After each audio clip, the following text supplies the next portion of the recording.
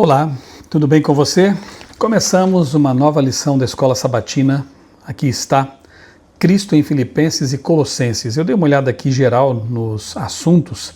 Realmente teremos um trimestre muito abençoado com conhecimento, inspiração, motivação em relação à igreja, estudos com relação à divindade de Cristo, quem é Jesus, para o apóstolo Paulo. Realmente imperdível esta lição aqui. Mas eu quero também deixar aqui com você um convite, uma motivação, um desafio. Que tal estudar também a lição dos jovens deste trimestre, que está simplesmente fantástica. Apologética, a verdade em tempos de dúvida. Aqui está, contexto bíblico. Ali está o escudo sendo atingido pelas flechas da dúvida, da crítica, e a palavra de Deus, o nosso escudo. Para ajudar você, para motivar você a estudar a lição dos jovens, e os jovens que a estudam, eu gravei uma série, estou gravando uma série de estudos, de recapitulações desta lição. Primeiro já foi postado no meu canal no sábado passado, com o Bruno Ribeiro Nascimento. Ele é doutor em filosofia, professor universitário, e gravamos um conteúdo muito bom, ficou bem legal mesmo. Então fica aqui meu convite para você acompanhar no meu canal, playlist Lição dos Jovens.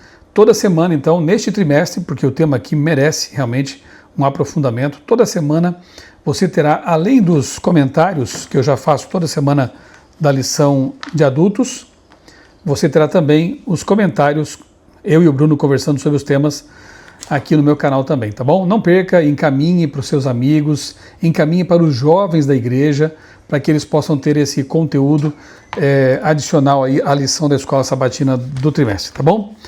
Vamos lá então.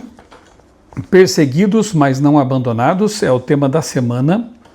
E o verso principal, Filipenses 4:4, diz assim: e não se esqueça, Paulo estava preso numa masmorra, numa prisão horrível, quando escreveu isso aqui.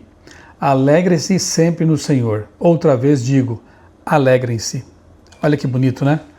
Alegrar-se em qualquer circunstância. E a ilustração aqui do nosso amigo Tiago Lobo, que é quem está ilustrando mais uma vez as lições do trimestre, ela é bem representativa, né?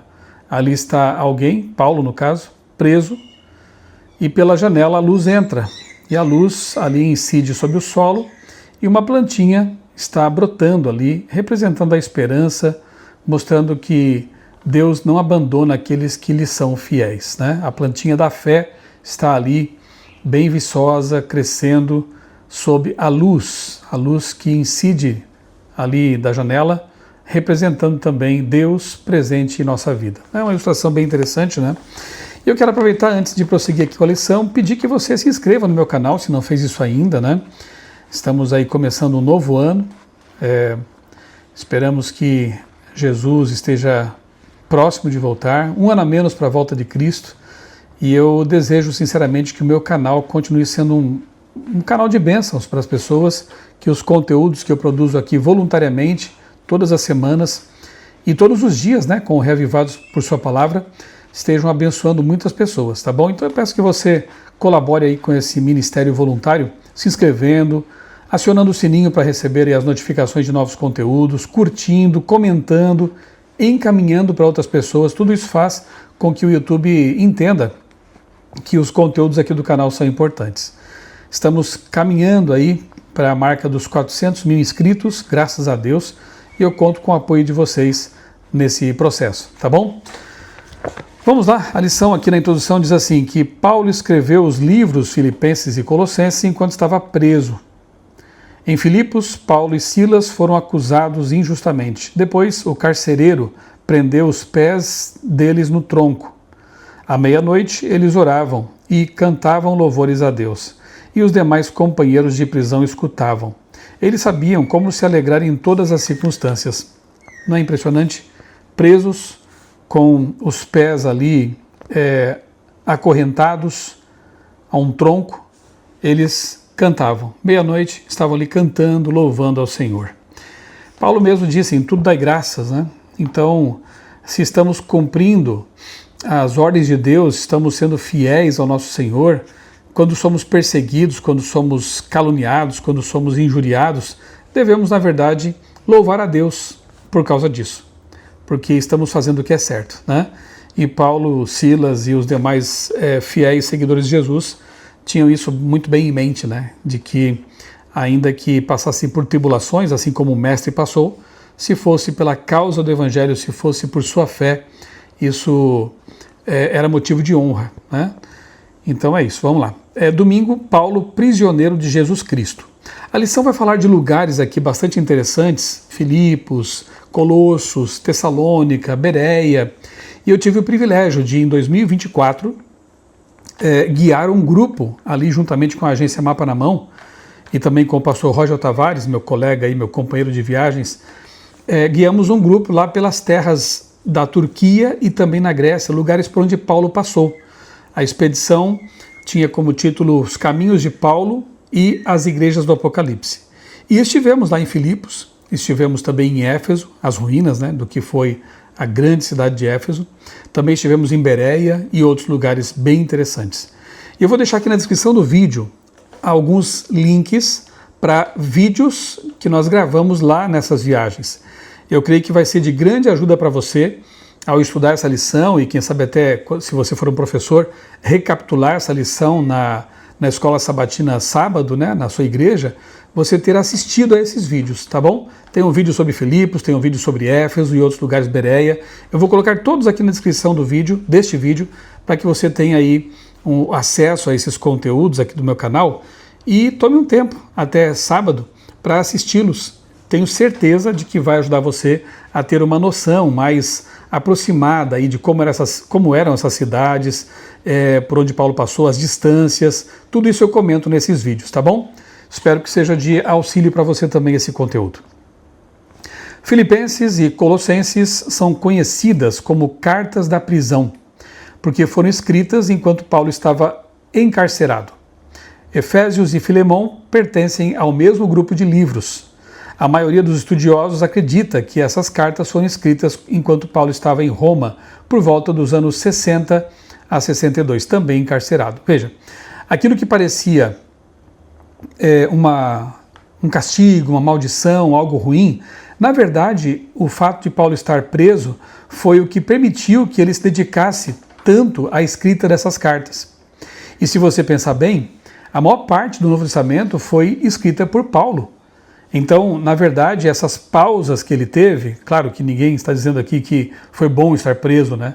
Mas o fato é que Deus ele usa todas as circunstâncias para abençoar as pessoas, não é verdade?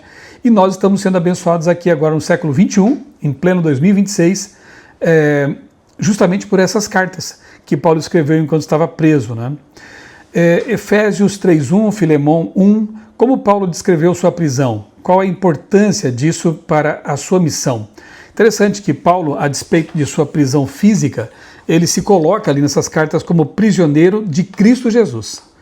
Mais do que ser preso pelas circunstâncias ou pelos seres humanos, Paulo se via como prisioneiro de Cristo Jesus, ou seja, ele estava voluntariamente e alegremente aprisionado por Jesus, né, em Cristo. E aquela prisão física ali momentânea, ela estava acontecendo também porque ele era fiel a Jesus, não é? O apóstolo se descreve como um embaixador em cadeias, outra expressão, né? Outra definição interessante, embaixador em cadeias. Pelo menos 5 livros do Novo Testamento foram escritos enquanto ele estava na prisão. Como eu disse, né? No fim das contas, isso foi transformado em bênçãos por Deus. Ele diz que toda a guarda pretoriana passou a conhecer o Evangelho, está lá em Filipenses 1:13. Em Roma, essa guarda era formada por soldados de elite, chegando a 14 mil pessoas que protegiam o imperador e guardavam seus prisioneiros. Então, mesmo ali preso, Paulo teve alguma influência sobre essas pessoas, né? A guarda pretoriana. Segundo, Paulo também enviou saudações aos crentes que estavam na casa de César, Filipenses 4:22, indicando que ele estava preso em Roma, em contato com os que serviam no Palácio Imperial.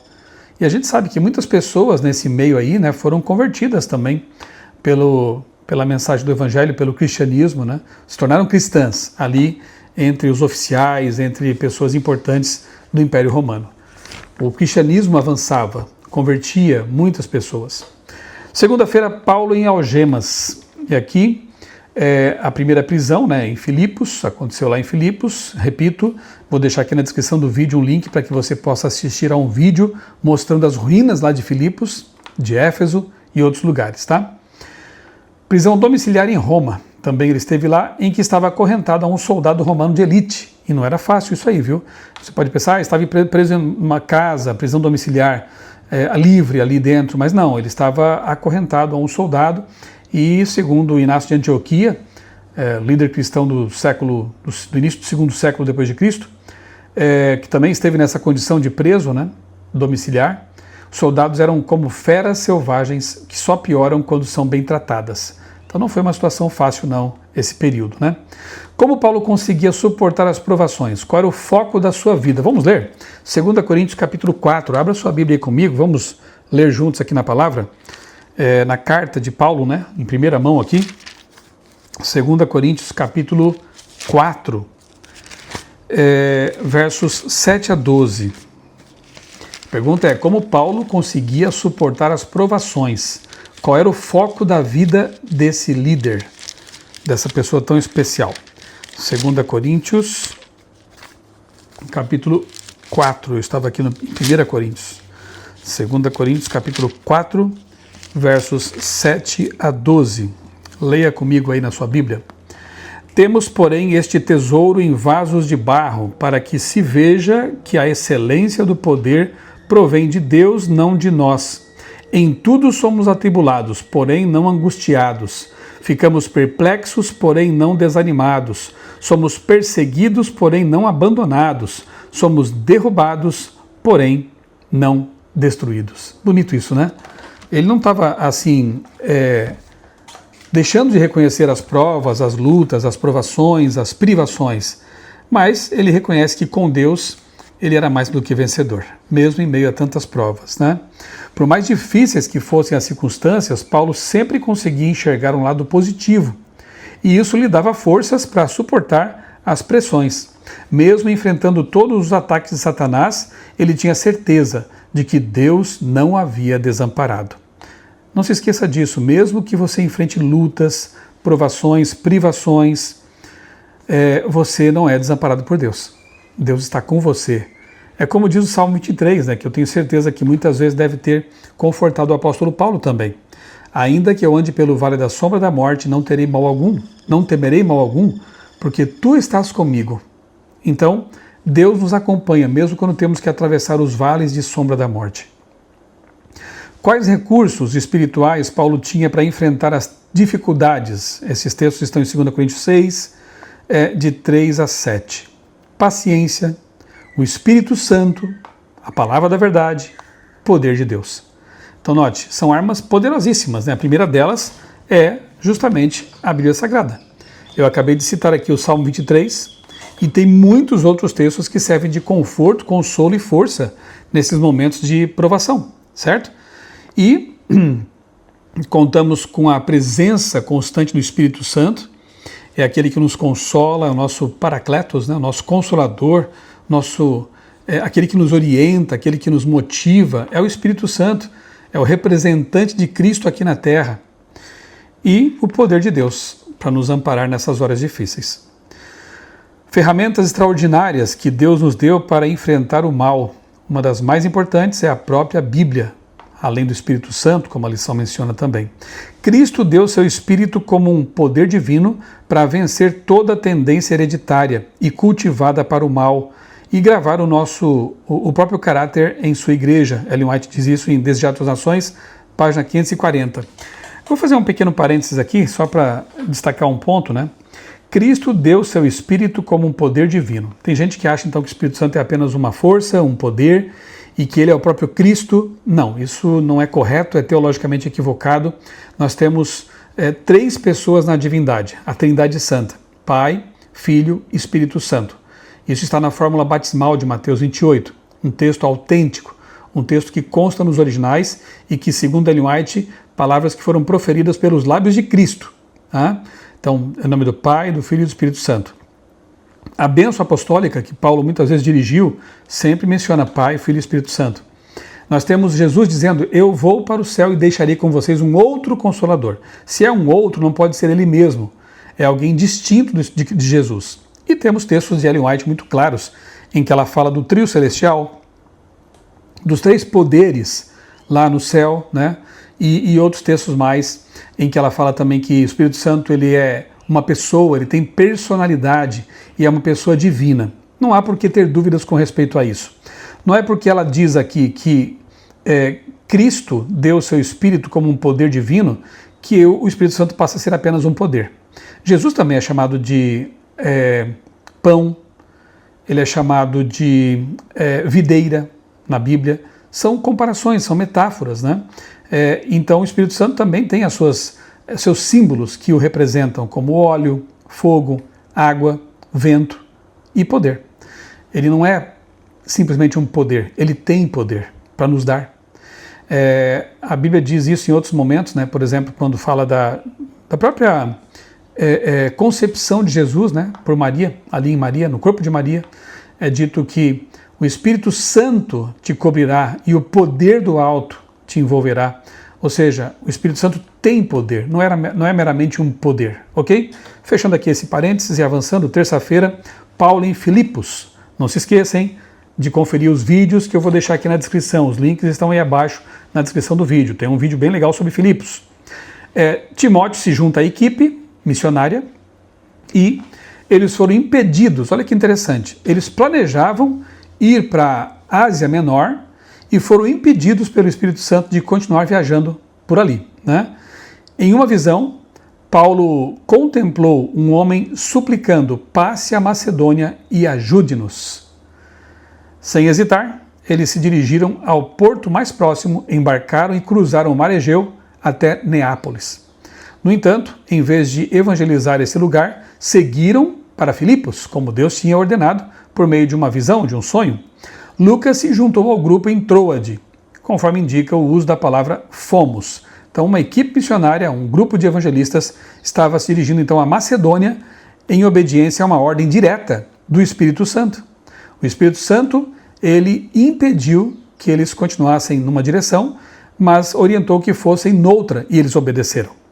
Você tem se acostumado a obedecer à voz de Deus? Quando Deus manda fazer alguma coisa, você prontamente obedece? Filipos era um ponto-chave na Via Ignátia, e nós vimos essa Via Ignátia, alguns trechos dela estão ainda preservados lá na Turquia. Essa Via Ignátia, ela ligava Roma ao Oriente, lá a Constantinopla, né? Era uma estrada bem pavimentada, bem guardada por soldados, o que dava segurança aos viajantes quando cruzavam ali as distâncias. Estabelecer uma comunidade cristã nessa cidade facilitaria a propagação do Evangelho para localidades próximas como Anfípolis, Apolônia, Tessalônica e Bereia. Estivemos lá em Tessalônica e Bereia e de fato essa estrada ela ligava essas cidades, o que facilitaria, como diz a lição, a pregação do Evangelho. Ali de Filipos, eles teriam então um centro de propagação, de irradiação da mensagem cristã para outros lugares. O Espírito Santo sempre sabe o que faz, não é verdade? Paulo e sua equipe participaram de uma reunião de oração às margens do rio, ali em Filipos, onde Lídia e sua família se converteram. E Lídia, caso você não se lembre da história, era uma vendedora de púrpura, uma mulher influente, que ajudou a converter mais pessoas e usou seus recursos também na pregação do Evangelho. Tem aqui no canal um vídeo sobre Lídia, tá bom? Não deixe de assistir, é uma história muito bonita. E depois temos também, lá em Filipos, né, quando Paulo e Silas estavam presos, a conversão do carcereiro. Quando houve aquele terremoto, aí os presos estavam soltos de suas celas, o carcereiro estava prestes a se suicidar com medo, né, da punição. E aí Paulo diz, não faça isso, né? Então o que eu posso fazer para ser salvo? O carcereiro pergunta. Creia no Senhor Jesus e será salvo tu e a tua casa, né? Então, a tua família. Então, que bonito, né? Uma situação assim muito bonita em que na própria prisão houve conversão. Quarta-feira, aqui fala de Epáfras, fala de Éfeso, fala de Colossos e de novo, hein? Tem um vídeo aqui no meu canal sobre Éfeso, tá aí na descrição, não perca. Paulo e Colossos. Não há registro de uma visita de Paulo a Colossos, o que revela a eficácia de sua estratégia evangelística. Como então Colossos foi alcançada? Por um converso, que por certo se converteu ali em Éfeso, quando Paulo passou por lá e pregou lá, chamado Epáfras. era um morador local que levou a mensagem aos seus conterrâneos lá de Colossos. Temos aqui também o relato de outras pessoas, né, que ouviram a pregação de Paulo em Éfeso, que certamente espalharam a mensagem, foram propagadores da mensagem de Paulo, de Cristo. Epáfras foi um desses convertidos e, tornando-se colaborador de Paulo, retornou a Colossos para compartilhar a mensagem do Evangelho. E por isso temos a carta de Paulo aos Colossenses, porque havia cristãos ali convertidos pelo trabalho de Epáfras.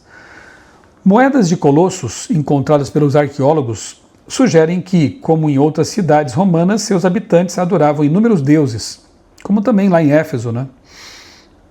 As práticas pagãs e as influências culturais eram desafios na evangelização e na fidelidade ao Evangelho.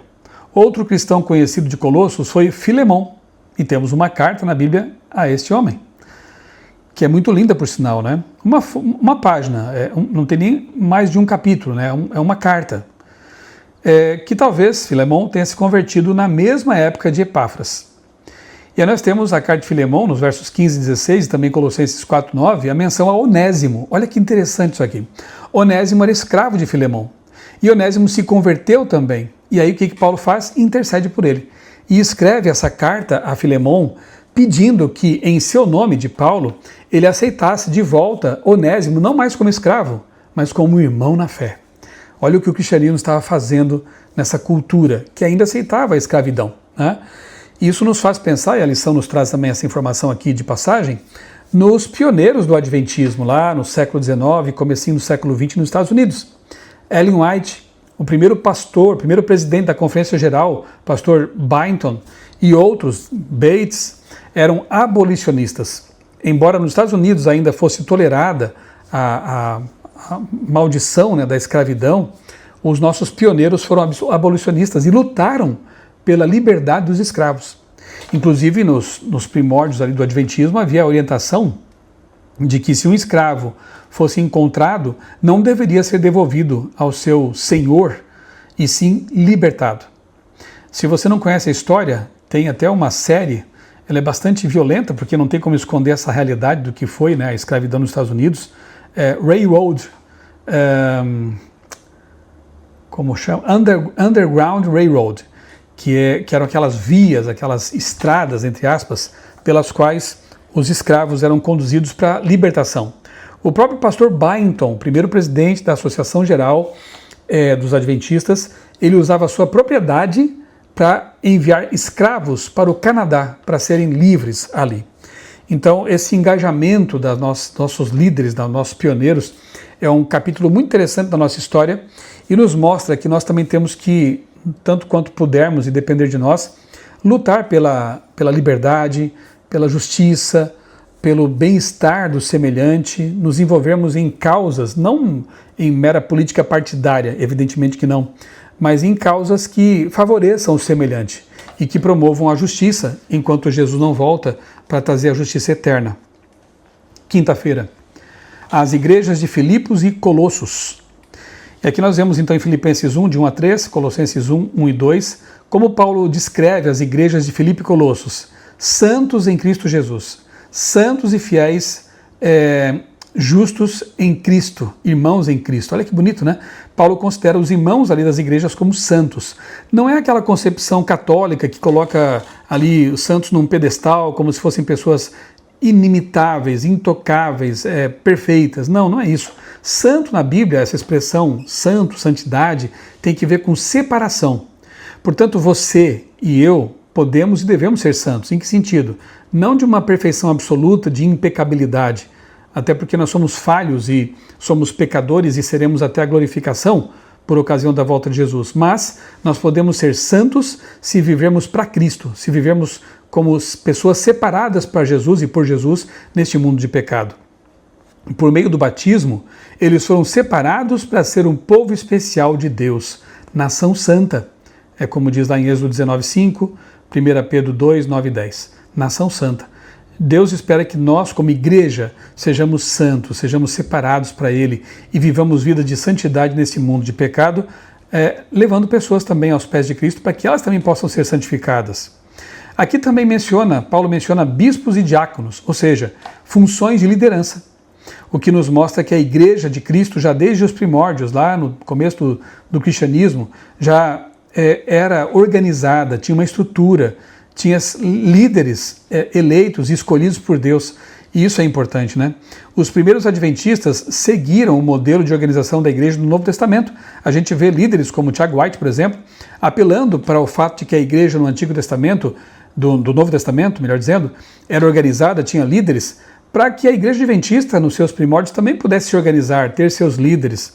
E isso foi plano de Deus, né? Então a igreja adventista, no início de sua história, imita a igreja cristã primitiva para ter também uma estrutura, para ter também líderes que pudessem conduzir o rebanho e assim edificar a igreja.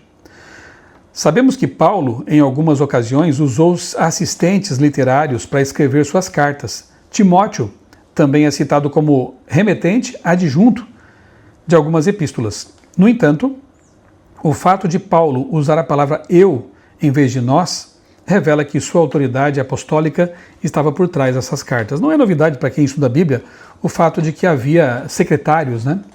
Como, por exemplo, Baruque, que era secretário de Jeremias, e Paulo, que teve também seus secretários como Timóteo. Só para comparar, Ellen White também contou, né? Ellen White, que nós cremos ser uma profetisa de Deus, também contou com a ajuda de secretárias, no seu trabalho editorial, no seu trabalho de escrita de textos inspirados por Deus. Que lição maravilhosa, não é verdade? Mas eu quero, antes de encerrar, estimular você também a ler um conteúdo que, neste trimestre, foi escrito por mim. Eu escrevi esses textos aqui, da parte Guia de Estudos para Reuniões em Pequenos Grupos. Está aqui, ó.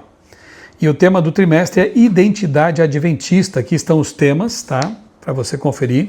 Eu escrevi 13 temas, do desapontamento à esperança, um santuário no céu, a Bíblia, base da nossa fé, o dom profético e o reavivamento espiritual, quem é e como é Deus, as 3 mensagens angélicas, a semana da criação, o sábado e a identidade adventista, esperança para os que morrem, Jesus prometeu voltar, o milênio e a nova terra, o estilo de vida do remanescente e o último tema, a chegada do adventismo ao Brasil. Percebeu?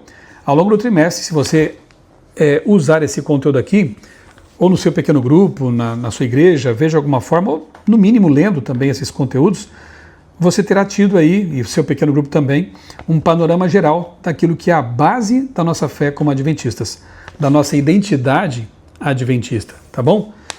E eu estou contando aqui também com a ajuda de um amigo, o pastor Rafael. Pastor Rafael, ele é distrital em São Cristóvão, União da Vitória, no Paraná, no campo da Associação Sul-Paranaense, e ele está aqui com uso de inteligência artificial, produzindo alguns gráficos, infográficos, não só desses conteúdos que eu escrevi, mas também da lição toda, né? E é um material, veja aí na sua tela, um material bem interessante. Aqui está o tema número 1, olha só, do desapontamento à esperança. E aqui, com o uso da IA, como eu disse, né? Ele faz aqui um resumo do conteúdo. A introdução, 1844, a profecia de Daniel 8,14. Em 1844, milhares de cristãos aguardavam ansiosamente a volta de Jesus, convictos de que a profecia de Daniel 8,14 indicava que ele voltaria naquele tempo. A expectativa foi doce como mel, como sabemos da profecia de Apocalipse 10, né? Até se transformar em amarga decepção. Na verdade, esse texto aqui, para o pequeno grupo, ele é fundamentado justamente em Apocalipse capítulo 10. Olha, uma oportunidade boa aí para vocês estudarem de novo esse assunto que é tão importante. Mas Deus transformou o desapontamento em esperança, dando início a um movimento profético que continua até hoje, a Igreja Adventista do 7º dia. E o texto base está aqui, ó. Então me disseram, é necessário que você ainda profetize a respeito de muitos povos, nações, línguas e reis. Apocalipse 10, 11.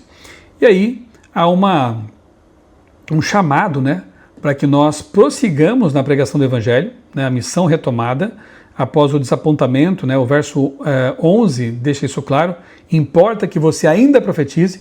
Após o desapontamento, então Deus chamou esse povo para continuar pregando a mensagem agora em todo o mundo. A mensagem da volta de Jesus, as 3 mensagens angélicas, né? E aí no final aqui tem perguntas para discussão e aplicação, que podem ser usadas no pequeno grupo, uma conclusão e uma tarefinha para a semana. Olha só, Tarefa para essa semana, então, reserve um momento com sua família ou no pequeno grupo para estudar Apocalipse 10. Reflitam sobre como podem profetizar outra vez em sua comunidade. Escolham uma ação missionária concreta para esta semana. Distribuir livros, visitar alguém ou compartilhar a sua fé em uma conversa significativa. Espero que esse conteúdo aqui, esse material seja útil para vocês, tanto o texto, né, na lição, quanto também esses infográficos que o pastor Paulo está produzindo aí, tá bom? Vamos orar, encerrando aqui nossa conversa, nosso estudo, nossa recapitulação. Querido Deus, obrigado, Senhor, por mais essa lição da Escola Sabatina que foi tão carinhosamente preparada para nós, pela igreja, enfocando aqui cartas de Paulo que são uma bênção. Pai bondoso, ajuda-nos a dedicar tempo para estudar esses assuntos e a aprender, colocar em prática em nossa vida tudo que estivermos aprendendo também aqui no estudo da Bíblia. Dá-nos a tua paz, Senhor. Nós oramos, agradecidos em nome de Jesus. Amém. Um abraço, Deus abençoe grandemente a sua vida, a sua família. Se inscreva no canal, não se esqueça, acione o sininho, curta, compartilhe. E até o próximo vídeo aqui da recapitulação da Escola Sabatina.